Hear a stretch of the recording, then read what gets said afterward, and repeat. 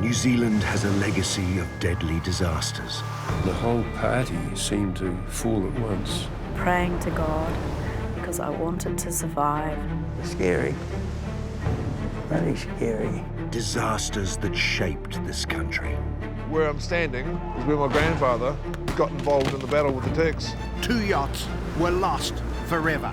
The worst motoring accident in New Zealand history. 7 well-known New Zealanders retrace our darkest days, bringing history alive. Through the eyes of descendants. It stayed with me. Probably always will. It was something that we will never, ever forget, all of us.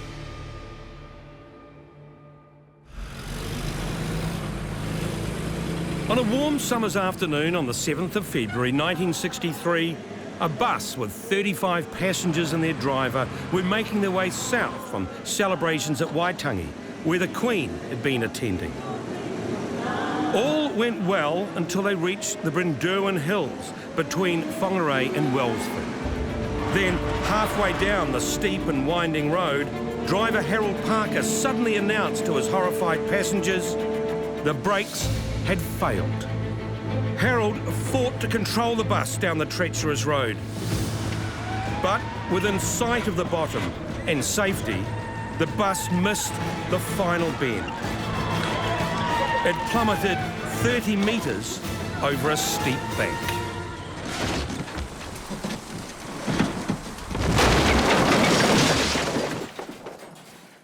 "15 dead and 21 more injured. The bus's wooden body disintegrated into thousands of pieces at the bottom." Many years ago, before I got into journalism, I drove buses. And what any professional driver will tell you is your biggest fear was harm coming to the people you're responsible for. But even back then, I had no idea, had never heard that our worst ever road accident, in fact, involved a bus. It was right here, at the foot of the Brindons. 15 lives lost. I'd never heard of it. Most people I know had never heard of it.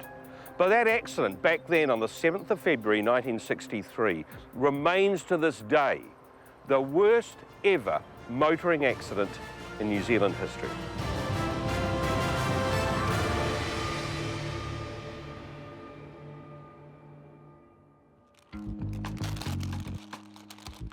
The 1963 Waitangi celebrations were going to be a very special occasion. Her Majesty Queen Elizabeth II was attending.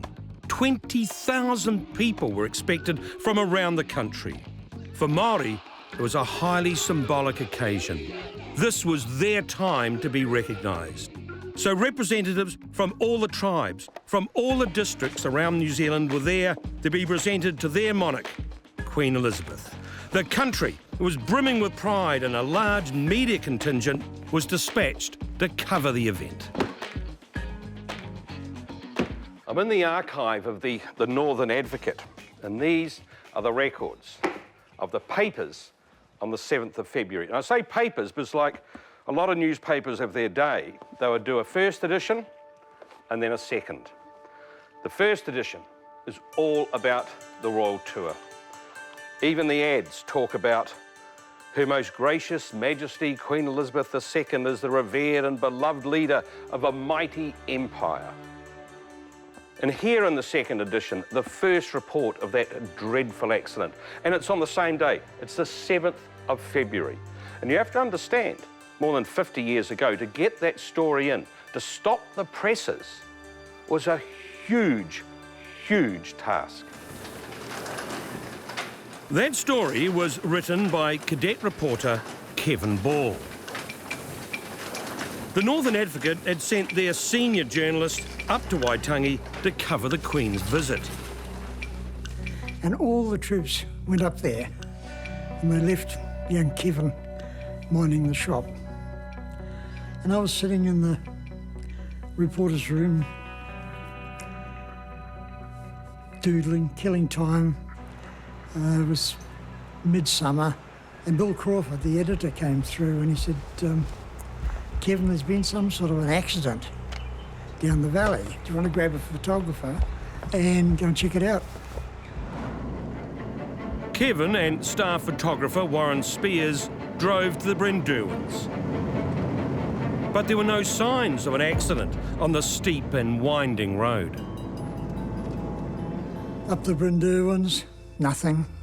Down the Brindons, nothing. We got almost to the bottom, one corner short of the bottom, and there was a hole in the fence. Oh. There was no markers, no cops, no emergency service, nothing. Just a hole in the fence. So we stopped and wandered over and looked down, and I can see it as clearly today as I did then. This bus had exploded into 1,000 pieces.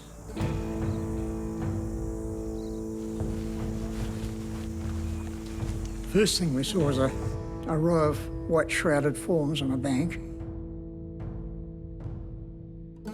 And yeah, that really shook us. Can you remember what went through your mind when you looked over and saw that? Yes, I can. I thought, story. That sounds awfully callous, but that was my thinking. I was a young, ambitious reporter, and all of a sudden the big story had jumped up and hit me in the face. Warren was extremely brave. Started taking photos, and you can imagine that at a scene like that, the shocked, distressed people, and the sight of a newspaperman taking photos, and people started getting quite agitated about him doing that. Kevin, how long since you've seen the photos from that day? I haven't seen them since the time of the crash. Lord, look at that. Even looking at them now, I can't imagine how anybody got out alive. 15 people died in that accident. And we weren't focused on the survivors at that stage. That came later, but that's absolute devastation. It's like a bomb, isn't it? And if you look there, right in the middle of it all was this perfect little ukulele in it. And you could just picture this happy group of people heading south from Waitangi, singing, ukulele going, and then the bus driver stamps on the brake pedal and there's nothing there. And that one? That moves me so much, that photo, because it sets the scene. These were a religious group. They were led by a minister, and the prayer over the dead bodies. That is just, it's 51 years since I saw these scenes. It's amazing. It still brings tears to my eyes today, to be honest. 15 people lost their lives that day in February 1963. Another 21 were injured. Tangi were held and families grieved. But in the national consciousness, this tragedy was soon forgotten. The story of the Brindon bus crash has never been fully told. Who were these people, and what really happened to them on that ill-fated journey?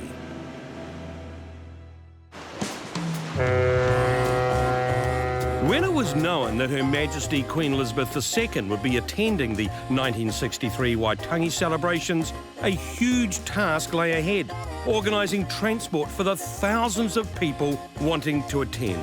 Almost 100 buses were booked and a bus warden or passenger representative was assigned to each bus. The passenger representative on the ill-fated bus was Peter Tapane. I don't really recall the last time I saw Dad. I don't know whether he gave me a cuddle, gave me a hug. You know, I can remember things like him lying in his bed, reading the paper, and me sneaking in, hopping into the blankets with him, lying there quite comfortable, and then he hid his paper and bah! And scared me and jumped out and I ran away. I can remember that. Peter had been chosen to be a passenger representative because of his standing in both the Pākehā and Maori communities. His language, culture and people were of huge importance, and he understood the significance of the Queen's visit to Waitangi. It was the place where Māori were going to be formally welcoming Her Majesty the Queen. So he put things in place, not a few weeks before, months, literally about a year and a half before, he started organising things. And he didn't want just any bus, he wanted the best. Because it wasn't just about him, it was about the people he was taking. He wanted them to feel good too. In the meantime, Maori Affairs had contracted a Port Waikato company to provide a bus. But when it arrived, it was old, noisy, and didn't appear capable of making the long journey to Waitangi and back. When this thing turned up, Dad came up and got on the phone. And he was on the phone for a long time. No, he'd paid the deposit. That wasn't the bus that he'd paid for. This isn't the one I ordered. Why was it there? It was a heap of rubbish. So there's absolutely no question over that. There's no question that this was not the bus that turned up here at your home.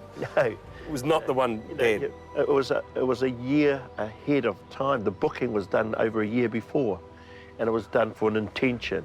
We are going to go and see the Queen. We're going to go up and we're going to be decked to the nines. We're going to do that. It's not just a turn up in your Jeep. They went up to be formally presented to the Queen, them going up and formally presenting themselves, saying, here we are. That was the occasion. That's what they were going there for. So, yeah, it was a big thing.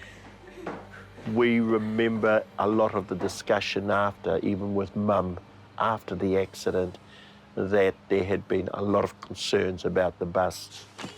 8-year-old John wasn't on that bus to Waitangi. He never saw his father again. Our mother was a damn good mother. She was a poor father. For my older brother, myself, my 2 younger brothers, we didn't have a father. Dad wanted us to grow up in the Pākehā world, gain the knowledge of the Pākehā. When it's time, he would give us our Māori. Great idea, but something happened. This is the sky of Northland, above the beaches at Waitangi. As a journalist, I've covered Waitangi Day celebrations throughout my career. It's always been a place where people have come to celebrate and to protest. But what is undeniable is the unique place it holds in the psyche of all New Zealanders. For Maori in particular, it's an occasion where they could remind their Queen and country of the rights bestowed on them when the treaty was signed on the 6th of February, 1840. This must be a lot different from 63. Oh, mate, yeah. The main thing I remember is all the people that were here. You know, Kapahaka, there was just a massive amount of people that were in the Kapahaka group alone. And Joe Public, there was just people. We were going to perform for our Uncle Clarkie Wheelpool. He was going to be presented to the Queen. An excited 15-year-old Pirangi and his brother Lewis from Reiwiti, northwest of Auckland, had saved hard to go on the trip. Along with their mother, sister, niece and other relatives, they patiently waited for their bus to arrive. We started off from Reiwiti, and it was one of those new railway buses. It had the skylight roof. And wow, we got a brand new bus, awesome. Well, to us it was brand new.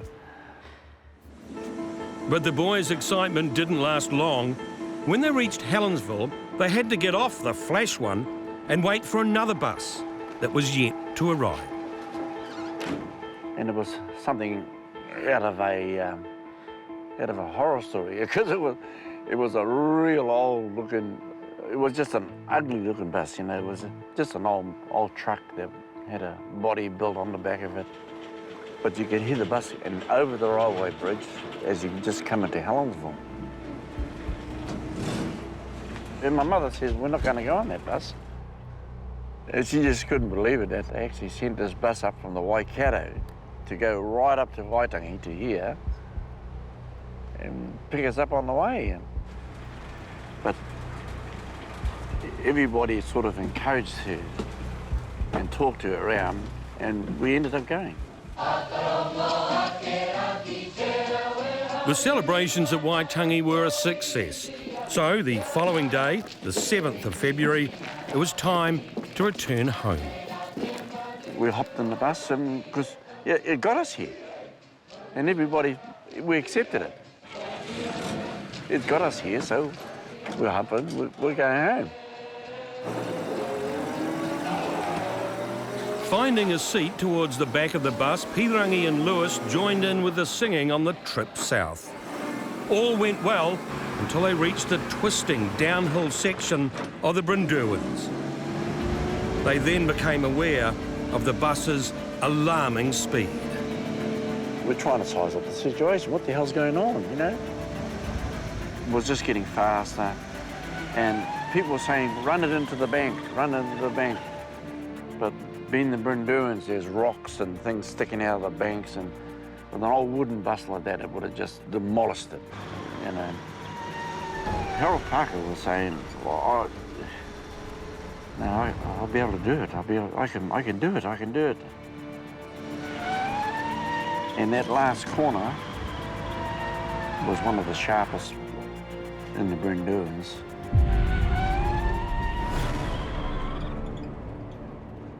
The feeling of going into space, you can feel yourself. I can still feel it, you know.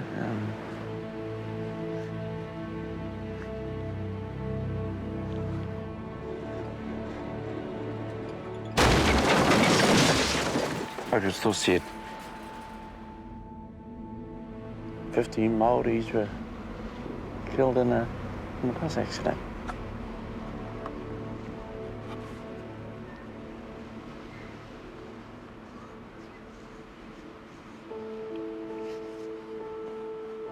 Like it wasn't.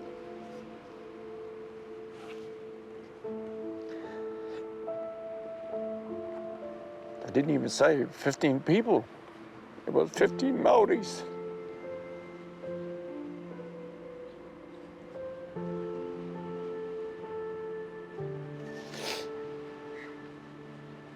"50 years later, that still hurts." It does.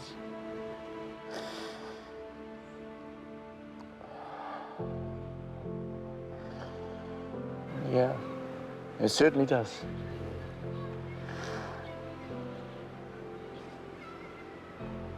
Like, I'm proud of who I am. And I don't need nobody to tell me that I'm a Maori.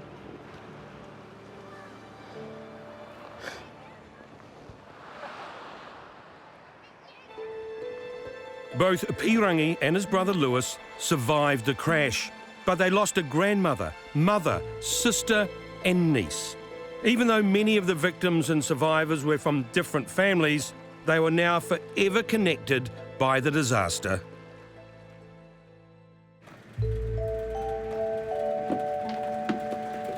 Another survivor from the 1963 Brindowan bus crash was John Tapani's sister, Velma. She was travelling with her father, Peter, and her cousin, Annette Haupapa. On the journey home from Waitangi, the bus was full. With no spare seats, Velma's father sat on an apple crate near the driver. Dad was fine. And as we got to the top of the Brindowans, he stood up and said, "Mummy, stop." After that short toilet break, the journey continued down the Brindowans. The bus started and it was going so slow. I looked out the window and I said to Annette, "I can run faster than this bus."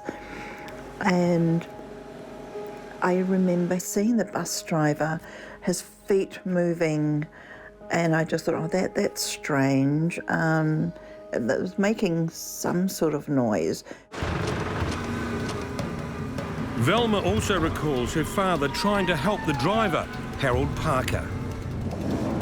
They tried together to slow the bus down using the gears. Oh, I can still hear the crunching of those gears. Then the bus started to gather speed, and I think people realised that there was something wrong. I could hear them praying behind me. Dad just leant over the bus driver and he said, "Drive the bastard." And sitting in the front, I could see the traffic coming towards us. And the bus went left, did that left to the right turn, and it just went straight over him. I remember hanging on to that rail and I saw the cabbage tree, and I remember thinking, oh, that's a cabbage tree. And that's the last thing I remember. I woke up. I was in so much pain. I thought Annette was on my feet, and I kept kicking out because my whole body felt as if somebody was lying on me. And then Annette obviously came too, because she said, "I'm not on your feet, I'm not on your legs." And I kept saying, "Someone's on my legs," because they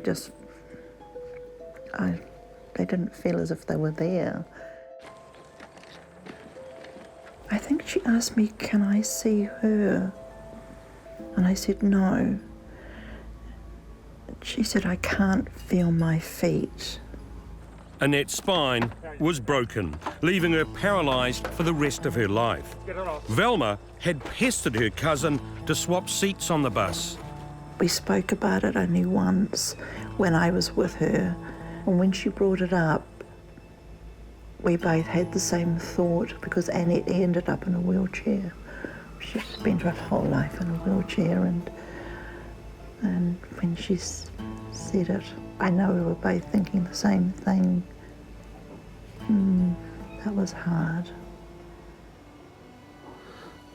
How did you feel about, say, the people, the bus driver, the people who owned the company? He came around and apologised, and I mean, I could see that he was hurting. It didn't stop me thinking it's your fault. That wasn't the bus that should have come. That was not the bus my father was expecting.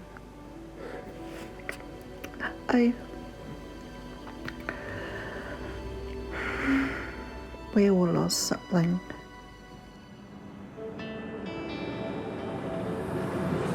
Standing right here really brings it home what happened, because there was this bend just up ahead of me where the bus came round, and this is the exact spot where it went over. As we've heard, it sort of suddenly became weightless and descended down there into almost oblivion. Imagine the scene that would have greeted those people who rushed to help the injured. People like quarry worker Ron Mallis, who was first alerted by a chilling sound.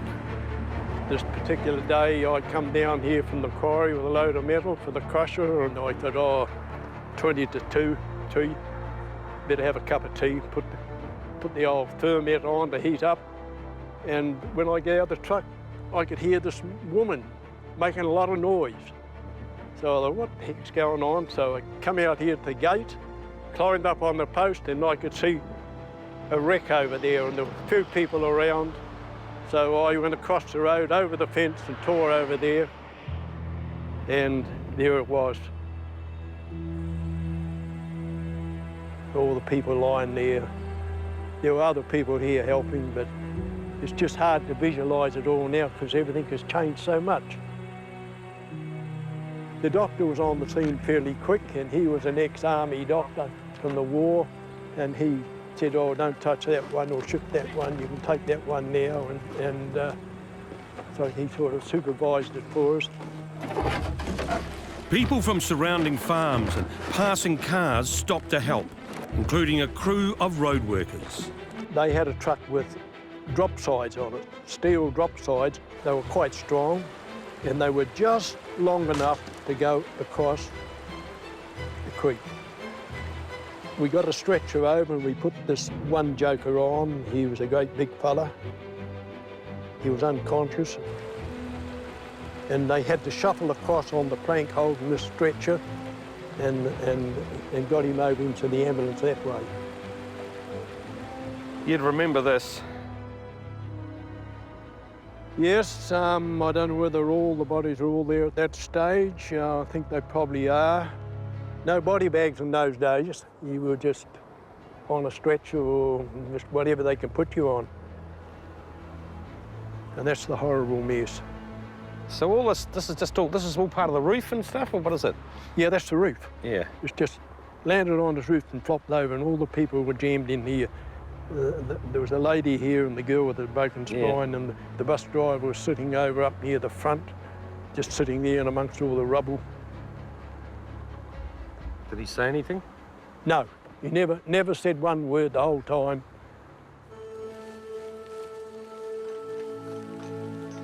Our Father, which art in heaven, hallowed be thy name. People wouldn't have been used to seeing that number of dead bodies. Oh, hell no. What was the mood among them? Well, I think a lot of them were like all of us, who were a bit shocked by it all, but, you know, you're trying to help, and it's after that it gets you. Later on, you start thinking about it, and, you know, now and again it comes back into my mind, and different things bring it up, but it's just that woman, and she was saying, God be with us, God be with us. So, I don't know where he was, but he wasn't there right at that moment for them. As we forgive those who trespass against us. It stayed with me. Probably always will.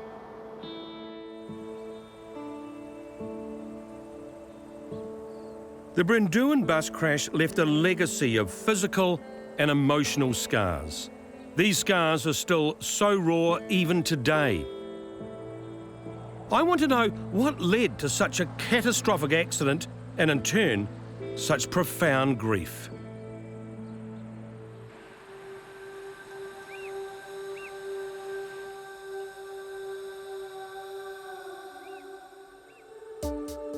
Much of the anger felt by Maori since the Brindon bus crash has been directed towards the Pakeha owner and driver of the bus, Harold Parker. Many felt he'd been careless and dismissive of his passengers. But his son Dave has a very different memory of the man. My birth mother threw me into a home and advertised me in the Auckland Star as up for adoption.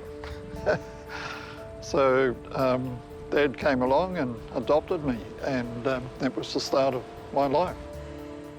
He never had much, but he gave a lot. In fact, Harold lived on this Port Waikato marae with his Maori wife. It'd be very easy to pigeonhole Harold into the Pakeha driver and the Maori passengers. Yet he was part of that community. Very much so. I mean, he loved his community, he loved the people, and he did what he could for them. I mean, there were very few Pakeha in this community in those days. Here we are at Tauranganui. This was home for you at one stage.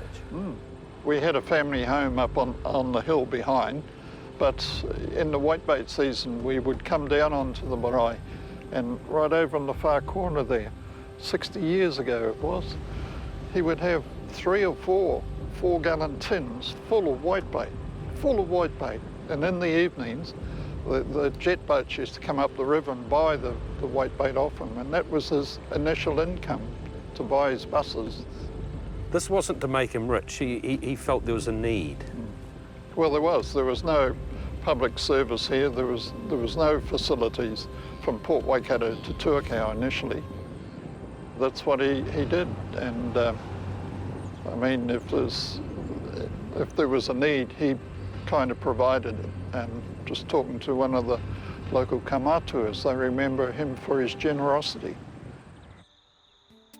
In 1963, Dave was living in Auckland. After going to bed early on February 7th, he awoke from a bad dream. and unable to sleep, he switched on the evening news. Earlier today, 15 people died when a bus left the road on the Brindon Hills. First subject was there'd been a bus accident on the Brindons. Bus had rolled off the road. There were people suspected to have been killed and many injured, and the driver was European. And so immediately I rang my grandmother, and she'd heard the police had been in touch with her. I jumped in my car and headed north. Dave found his father in the acute care ward at Whangarei Hospital. He was so badly injured.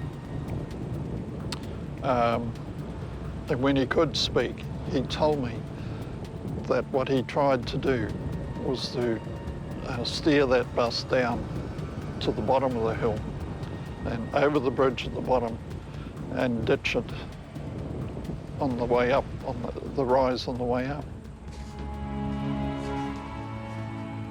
He was in and out of hospital a long time.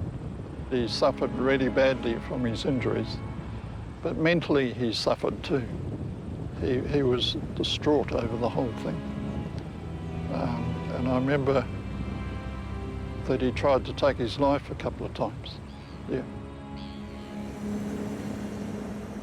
Would Harold ever have taken shortcuts, Dave? No, never. Never. An honest man. The Transport Department inquiry determined the Brindon bus crash was caused by the complete failure of the service brakes. And this, I think, Alan, is one of only 3 left in the country. Yes, they're becoming a rare model now, Mark. There's not too many of them around now. So I've called on the expertise of bus mechanic Alan Runciman, who's found me the exact same model of Mack truck that the bus was built on. That's the Mack EH. Kiwi built one. The Americans bought them when they came to invade the islands, but unfortunately they weren't allowed to take them back to America. At the end of the war, they just dumped everything. So these are Army surplus, most of these ones? Army surplus trucks. But this was a truck, not a bus. What would have they done? This one obviously still is. To convert this into a bus? They would cut the chassis in half, lengthened it, then built the wooden frame bus body on top of that.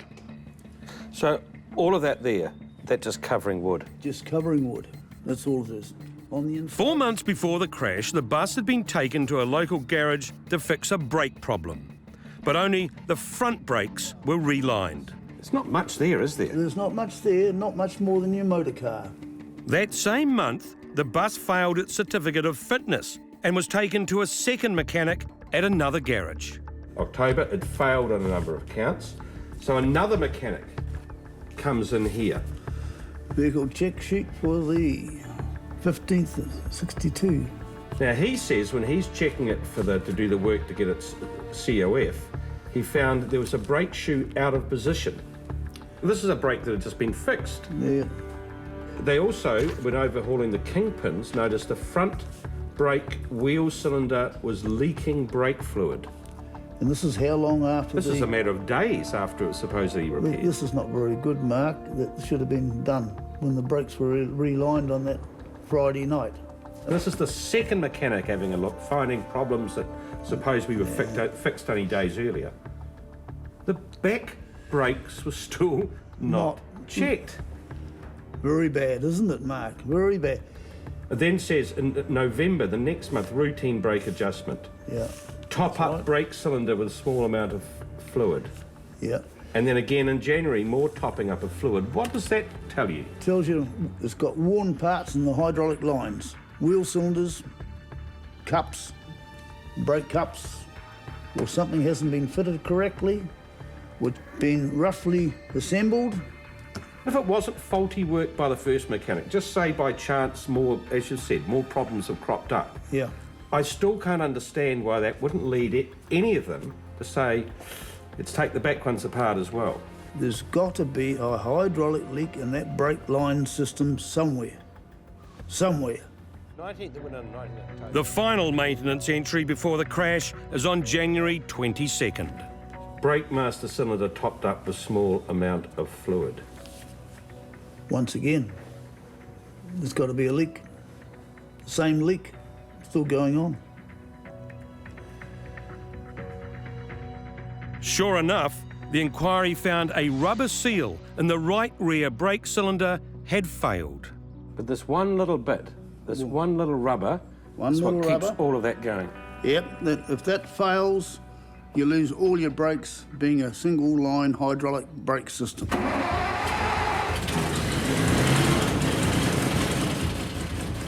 They had to find where that fluid was going. They had to, it was imperative.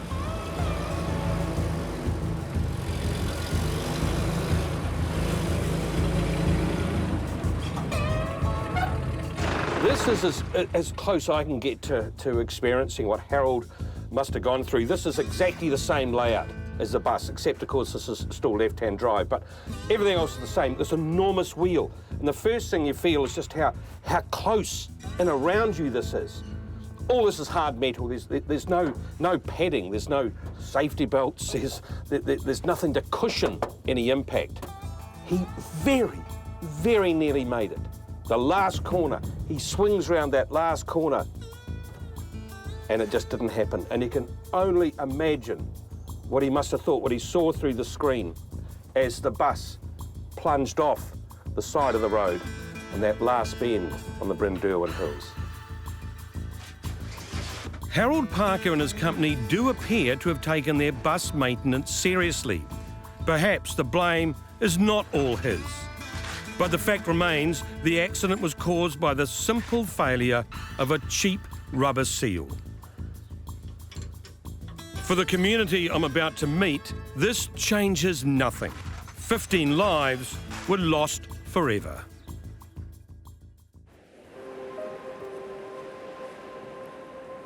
Any community that suffers the sudden traumatic loss of a number of its loved ones will continue to grieve, perhaps forever. And for the Maori communities affected by the Brindon bus crash in 1963, that loss was more than personal.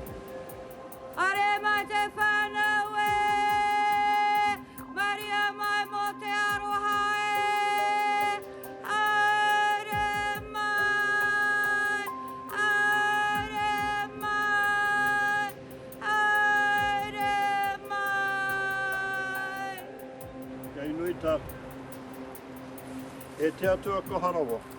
3 days after the crash, a Tangi was held here at Greama Marae, attended by Prime Minister Keith Holyoake. And now, 60 years later, this is still a place of enormous significance and emotion for those affected by the crash. Every time I go home, I always go up to the Urupa, up to the cemetery, and see all my tupuna, my parents, my sisters. Just walk around, you know, it's quite a big area. It's one way that I like to keep in touch. You know. And it's also a way to honour his mother. We were singing like the Hoki Mai, and because we were in a kapahaka group, most of our songs were Maori. My mum, being the matriarch of our area, she made sure that we knew the words and the songs, the lyrics, everything. She was a good teacher. And you still miss her? Terribly. The kaumātua who died in the crash on the 7th of February were living archives of their people's history, language and heritage. With their deaths, that knowledge was lost. Les Noda's mother was also on that bus from Waitangi. All I got was that my mother was in an accident, and I waited, and then a message came back and said my mother was dead. But then another phone call came back and said she was alive. This happened 3 times, and I thought, in the end, my mother was alive, which was lucky for me. But my other cousins, my grandmother died in it, my mother's sister, my cousins, they were all died in it.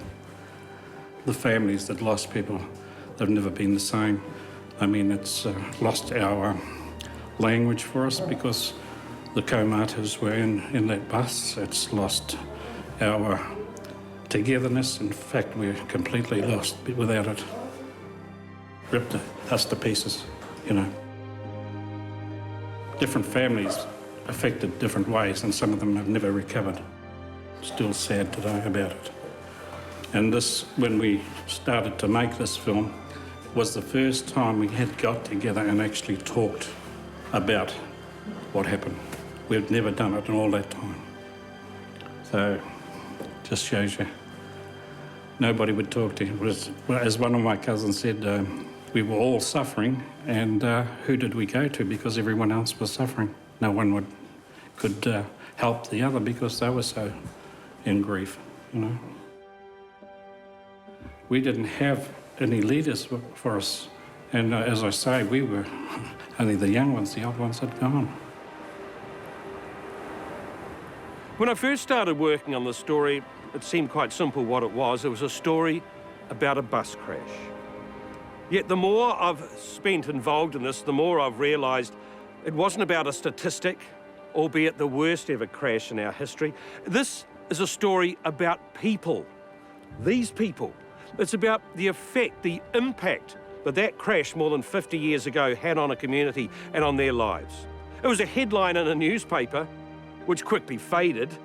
Less than a week after the accident, in the Weekly News, the biggest publication in New Zealand, it summarised our greatest loss of life on the roads in one paragraph, surrounded by comparisons to the Tangi disaster.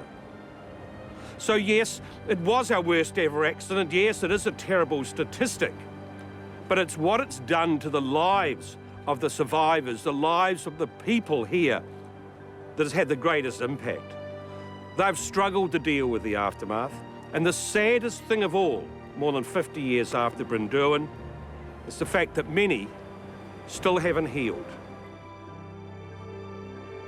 The inquiry into the Brindon bus crash made numerous recommendations, including phasing out wooden-bodied buses, improving maintenance records, new rules for standing passengers, and most importantly, the introduction of more sophisticated and reliable brake systems.